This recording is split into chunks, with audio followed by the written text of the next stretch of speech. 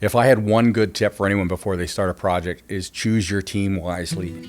My best piece of advice that I would give around someone who's looking at a renovation or a new place to live or building a new home, don't get caught up in what it might look like from the outside. Really focus on what it's going to be like to live in there and where things should be and how it's going to function for you. It's important to start with a dream and to not lose sight of it, and then find somebody who is wanting to work with you and the resources that you have. You want to make sure you're going to hire a contractor who has your interest in mind and is a good team player. Don't worry about what the market's doing, where interest rates are doing, or when it's the right time. Really do it when it's the right time for you, and the rest will work out itself. Real estate is a long-term investment strategy. Choose your team wisely, ask them tons of questions. Get your builder involved early on in the process. Don't wait till after you buy the property.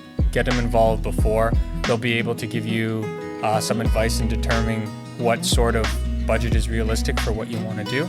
Always think about what your real budget is, be conscious about your timing, understand what your final goals are, and get to know what the real potential of the space is by hiring professionals. You do not cut corners on the designers that you choose for your projects.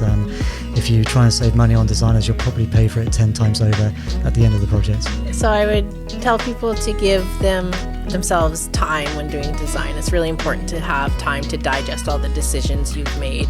Don't be afraid to say you don't like something. You just say, can I see more options? Plan out all of your finishes and all your materials and get all your drawings done before you let anybody take apart your house. Probably the most important thing is to try to get a reality on what the total scope of work is going to include if you're doing a major renovation. Work with the professionals. Get people that are steeped in their craft and have the experience and the background and know what they're doing. Make sure you find the right team to make sure it's a good fit for everybody. Really look at your building code. You want to build it tomorrow's code and not yesterday's code. It will pay dividends.